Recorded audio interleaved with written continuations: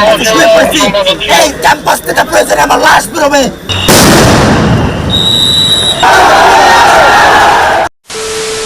Hello guys, আসসালামু আলাইকুম guys. বাংলাদেশে কালকে কোটা আন্দোলন হয়েছিল, তো সেই কোটা আন্দোলনে শিক্ষার্থীদেরকে নিয়ে কি বললেন বাংলাদেশের তারকারা, তাই আজকে আমি এই ভিডিওতে সম্পূর্ণ বিষয়গুলি তুলে ধরব, যে কোটা আন্দোলনটা কেন হয়েছিল এবং তারকারা কি বলল, এই বিষয় নিয়ে আজকের এই ভিডিওটি আপনাদের জন্য। তাহলে চলুন ভিডিওটি শুরু করা যাক। বাংলাদেশে মেধা হবে সব থেকে বড় কোটা, এটাতে আমার কোনো ডাউট নাই। 2018 সালের আমার অনেকগুলো পোস্ট এখন আবার ভাইরাল হচ্ছে, যেখানে আমি সব কোটা আন্দোলনকে যে পক্ষে কথা বলেছি। গাইস, কোটা সংস্কার আন্দোলন ইস্যুর দেশের বিশ্ববিদ্যালয়গুলো উত্তাপ এবং এই আন্দোলনে সাধারণ শিক্ষার্থীদের উপর হামলা চালিয়েছেন ছাত্রলীগের। আমি শুয়ে পড়বো, আমি ক্যাম্পাসে শুয়ে পড়েছি।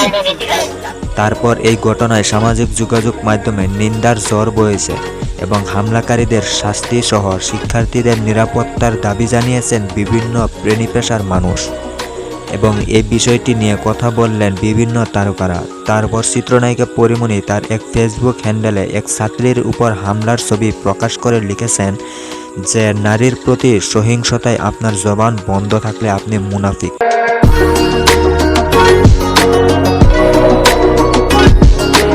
এবং তারপর একটি প্রশ্ন রেখে চিত্রনায়িকা বুবলি লিখেছেন শিক্ষার্থীদের রক্ত ঝরবে কেন, এবং বিশ্ববিদ্যালয়ের ক্যাম্পাসে শিক্ষার্থীদের উপর হামলার জবাব চেয়েছেন ঢাকা বিশ্ববিদ্যালয়ের সাবেক শিক্ষার্থী এবং অভিনেতা সিয়াম আহমেদ। তারপর সিয়াম আহমেদ